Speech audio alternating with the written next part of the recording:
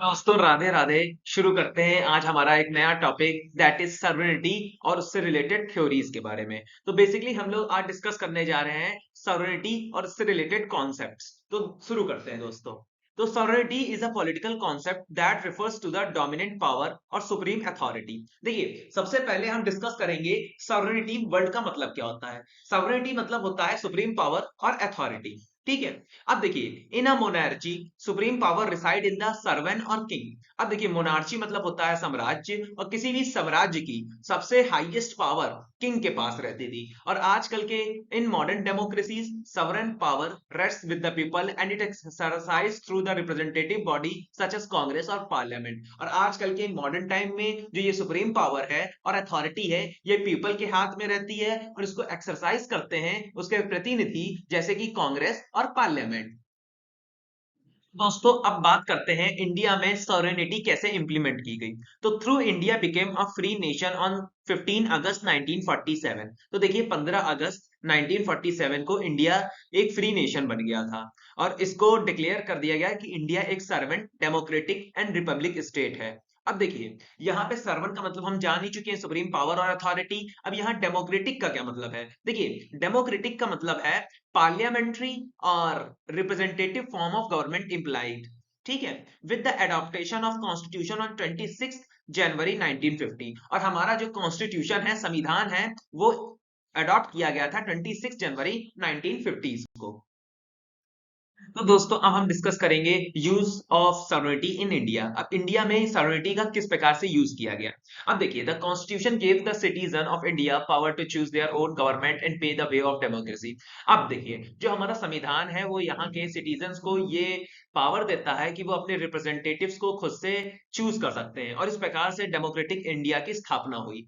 Doctor Rajendra Prasad take the oath as the first president of India at the Darbar Hall in Government House, and this was followed by the presidential drive along a 5-mile route to the Irken Stadium. अब देखिए, doctor Rajendra प्रसाद को first president of India लिया गया, और फिर उन्होंने एक speech दी। कहाँ पे दी, याद रखिएगा, दरबार हॉल गवर्नमेंट हाउस में। ठीक है। अब इन्होंने 5 मील, जहां पर उन्होंने स्पीच दी थी, वहां से 5 मील्स अवे एक इरविन इरविन स्टेडियम था, जहां पे इन्होंने होस्ट किया था national flag. Theories of sovereignty. अब देखिए, हम डिस्कस करने जा रहे हैं सॉवरेनिटी से रिलेटेड दो major theories. The two theories of sovereignty, namely Austin theory of sovereignty and pluralist theory of sovereignty, are discuss below. और ये दो थ्योरी कौन सी है। पहली है हमारी Austin theory of sovereignty, and the second is pluralist theory of sovereignty.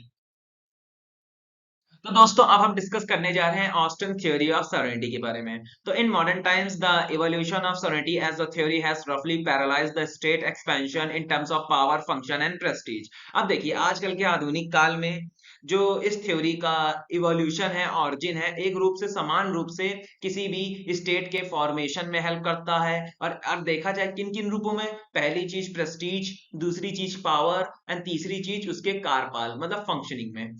अब देखिए, the John Austin, an English jurist, perfected the theory of sovereignty as a legal concept. अब देखिए, जो हमारे जॉन ऑस्टिन है, जो बेसिकली इस थ्योरी को प्रपोज किया है, उनकी फोटो साइड में आपको दिख रही होगी डिस्प्ले पे। अब ये क्या है, ये एक्चुअली इनका एज अ प्रोफेशन ये बैरिस्टर हैं और एज अ लॉयर वर्क करते हैं। ठीक है। और इन्होंने ये थ्योरी को एक्सप्रेस कब किया था, याद रखिएगा, 19th सेंचुरी में दिया था। This theory is based on the teaching of Thomas Hobbes and Jeremy Bentham. अब देखिए, ये थ्योरी बेस्ड है teachings of Thomas Hobbes and Germany Bentham के। और it is a invasion a single solidity in a state. Invasion मतलब होता है कल्पना, imagine करना, और इनकी इस थ्योरी की कल्पना ये है किसी भी स्टेट में सिंगल सोलिटी रहनी चाहिए। और इसी कॉन्सेप्ट को कहा गया है the monistic theory of sovereignty, and the sovereignty can be single person और अ ग्रुप ऑफ पर्सन। अब देखिए, ये सुप्रीम पावर और अथॉरिटी इस थ्योरी की रिगार्डिंग किसी एक पर्सन के हाथ में रहनी चाहिए और अ ग्रुप ऑफ पर्सन के पास रहनी चाहिए।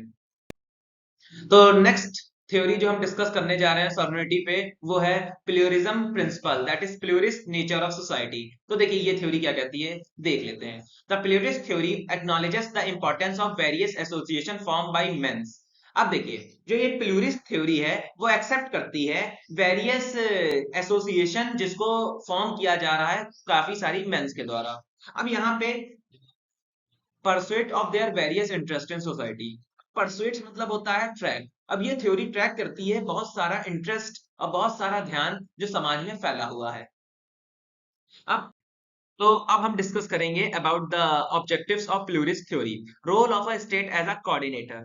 The state coordinates the activity of the other association in the society just as the association coordinates the activities of its member. अब देखिए, जो हमारा स्टेट होता है वो एक्ट करता है as a manager to control activities of the unions जो फॉर्म हुई है सोसाइटी में। और किस प्रकार से? जिस जैसे कि एक यूनियन कंट्रोल करती है अपने मेंबर्स पे।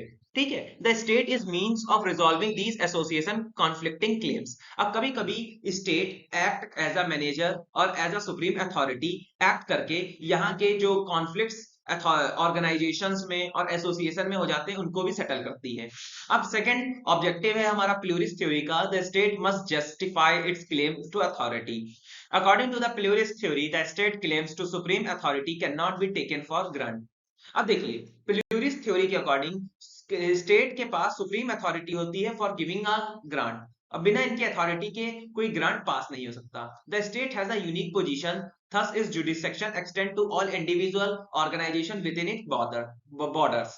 सो देखिए, द स्टेट के पास एक खास पोजीशन है रिगार्डिंग देयर पावर्स, उनकी एक्सटेंड होती है एक पर्टिकुलर इंडिविजुअल्स पे और ऑर्गेनाइजेशन पे, यूनियंस पे और एसोसिएशन पे, और विद इन इट्स लिमिट्स, और इनकी भी कुछ लिमिट्स हैं, सीमाएं हैं।